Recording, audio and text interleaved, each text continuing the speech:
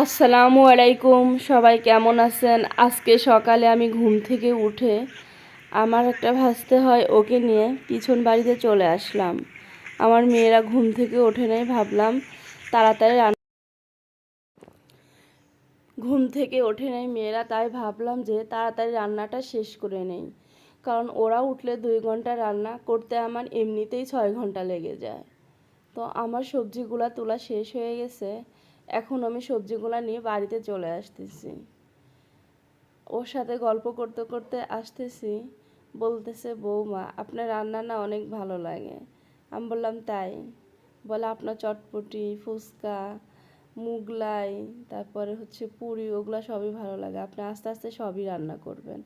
আমি বললাম হ্যাঁ, তোমরা আসবা বিকেলে, মাঝে মাঝে সবই রান্না করব। তারপরে আমি সব সবজি নিয়ে চলে আসলাম। চলার পর এসে ফার্স্টে আমি ঝিঙা কেটে নিব, কারণ আজকে আমি ঝিঙা আলু দিয়ে রান্না করব। বিলের শোল মাছ, মাছগুলা বেশি বড় না, একদমই ছোট টাকির মতো, তারপরও ইচ্ছা হলো ঝোল করে রান্না করব। বাচ্চারা তো শুকনো খাবার খাইতে পারে না, এই জন্য আমি ঝোলই রান্না করি। তো ফার্স্টে আমি ঝিঙাটা কেটে নিলাম। এখন ঝিঙাটা পিস পিস করে কাটা শেষ।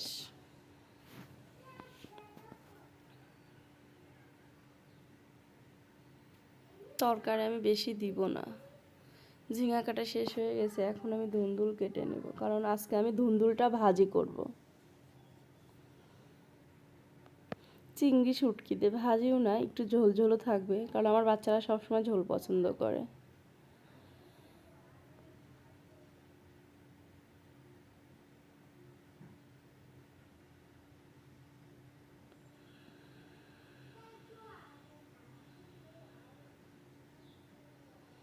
দেখুন বন্ধুরা, ঝোলের জন্য ঝিঙা কাটা শেষ হয়ে গেছে।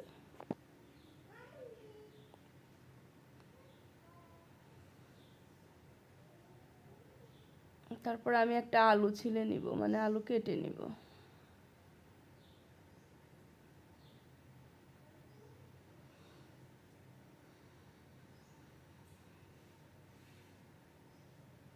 আমি ঝোলের মধ্যে বেশিরভাগ আলু গোল গোল করেই কেটে নিই। আলুর মতো করে আমি গোল গোল করে ধুন্দুলটা ভাজির জন্য আলাদা কাটবো।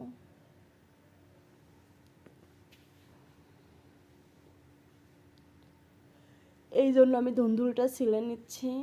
ধুন্দুল ছিলা শেষ হয়ে গেছে, এখন আমি গোল গোল করে কেটে নিচ্ছি। দেখুন বন্ধুরা, আজকের সবজি কাটা আমার শেষ। সবজির মধ্যে পানি দিয়ে দিলাম, তারপর এখন আমি পেঁয়াজ মরিচ কেটে নিব।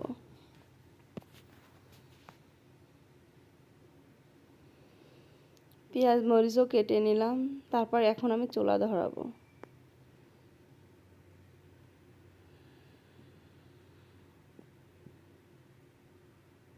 আমি সবসময় ম্যাচ দিয়েই চুলা ধরাই।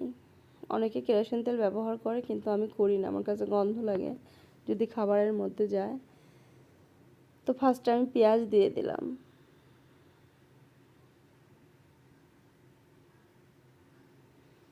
তারপর আজকে আমি বেটে, মানে শুকনা মরিচ জিরার সাথে বেটে রান্না করব।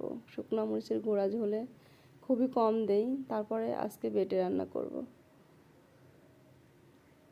দেখুন বন্ধুরা, আমার শুকনা মরিচ ও জিরা বাটা শেষ,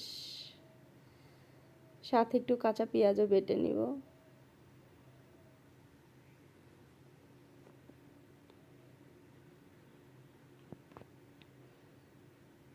আপনারা হয়তো অনেকেই জানেন, আমি সবসময় রান্নার সময় বেটে নেই। পিছনে আমি চুলায় জাল দিচ্ছি আর একদিকে বেটে নিচ্ছি।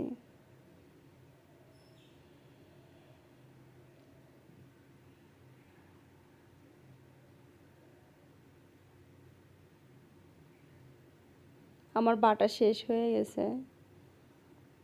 এখন আমি একটু পানি দিয়েছিলাম যাতে পুড়ে না যায়। আমি ধুন্দুল না, ঝিঙাগুলা আলু দিয়ে সুন্দর করে তরকারিটা কষাই নিব।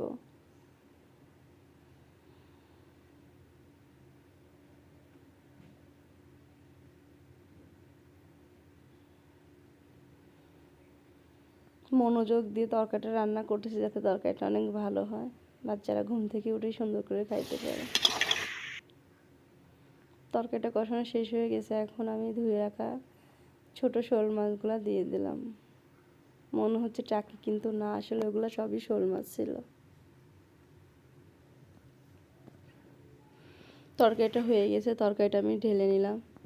তারপরে এখন আমি ধুন্দুলটা ভাজি করব। ধুন্দুল ভাজি করার জন্য কড়াইতে প্রথমে আমি পানি একটু গরম করে নিলাম, কারণ চিংড়ি শুটকিটা ধুবো বলে। তারপরে কড়াইয়ের মধ্যে তেল, পেঁয়াজ, কাঁচামরিচ, শুকনো মরিচ দিয়ে এবং ধুয়ে রাখা চিংড়িটা দিয়ে একটু নাড়া দিয়ে নিচ্ছি। শুটকিতে সবসময় পরে লবণ দিবেন, কারণ সবসময় শুটকির মধ্যে লবণ থাকে। তারপর আমি ধুয়ে রাখা ধুন্দুলগুলা দিয়ে দিলাম, একটু হলুদও দিলাম পরিমাণ মতো।